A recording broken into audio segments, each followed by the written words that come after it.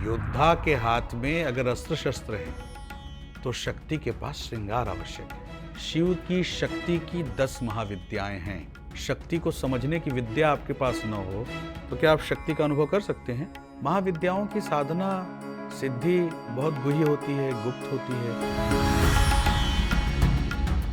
महाविद्या ये कौन सी विद्या है, इसके बारे में कुछ बताइए जरा। इसके तो नाम से ही आपको इसका भाव प्रतीत हो जाना चाहिए। महाविद्या मतलब विद्याओं की विद्या, विद्याओं की विद्या, महाविद्या। ये कौन सी विद्या है ये? शक्ति क्या है?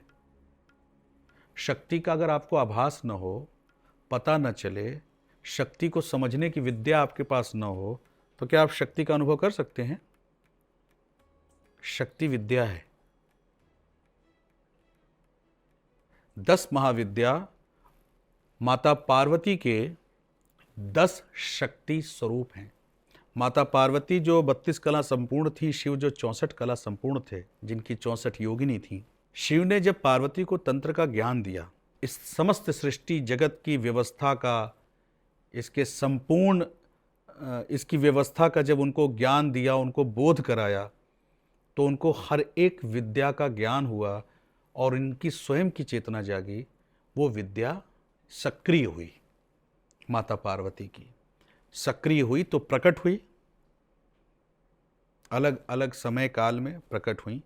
वो माता पार्वती के शिव की शक्ति की 10 महाविद्याएं हैं।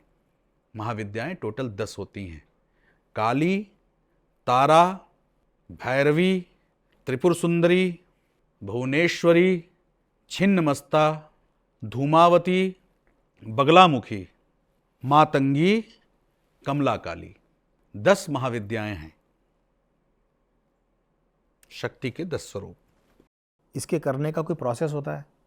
नहीं, महाविद्याओं पे चर्चा थोड़ा सा आपके साथ अनकंफर्टेबल होगा, क्योंकि आप समझते नहीं हो, और फिर जब आप नहीं समझते हो तो उसमें मैं बहुत डिटेल तो नहीं बता पाऊंगा, क्योंकि आप समझोगे ही नहीं। महाविद्याओं की साधना सिद्धि बहुत गुह्य होती है, गुप्त होती है और बहुत ही विशेष होती है, और गुरुगम्य होती है, बिना गुरु के सानिध्य के नहीं होती है, और शक्ति की पराकाष्ठा होती है। शिव से मुलाकात होती है, शक्ति से मुलाकात होती है, आपका साक्षात्कार होता है। तो महाविद्याओं की साधना सरल नहीं है, बहुत कठिन है और आम जनमानस के लिए नहीं है। तो कौन कौन सी आपने 4 आपने बताया, और 3 कौन सी वो महाविद्याएं थी जो आपने कंप्लीट की? देखिए, मुझे सबसे पहला आकर्षण था काली के साथ, तो मैंने काली की साधना की। फिर मेरा बहुत आकर्षण रहा माता पीताम्बरा बगलामुखी के ऊपर। तो बगलामुखी का तो आपको भी पता ही है, आपने तो उस पर एक डॉक्यूमेंट्री भी बनाई थी। बगलामुखी की मैंने साधना की ही थी। फिर उसके बाद मैंने एक प्रयास किया था प्रचंड चंडिका छिन्नमस्ता के ऊपर, तो माता का आशीर्वाद प्राप्त हुआ, जो भी थोड़ा बहुत प्राप्त हुआ। बहुत उसकी शक्ति, उसकी दया के आगे तुच्छ प्राणी हूँ मैं, पर उसने बहुत कृपा करी। देवी को श्रृंगार क्यों पसंद है? श्रृंगार होता किस लिए? सजने संवरने के लिए, सौंदर्य के लिए। देवी कौन है? शक्ति का आधार है ना देवी, तो शक्ति को सौंदर्य चाहिए ना।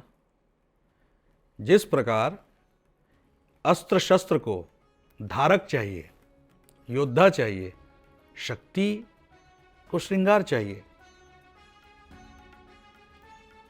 योद्धा के हाथ में अगर अस्त्र शस्त्र हैं तो शक्ति के पास श्रृंगार आवश्यक है।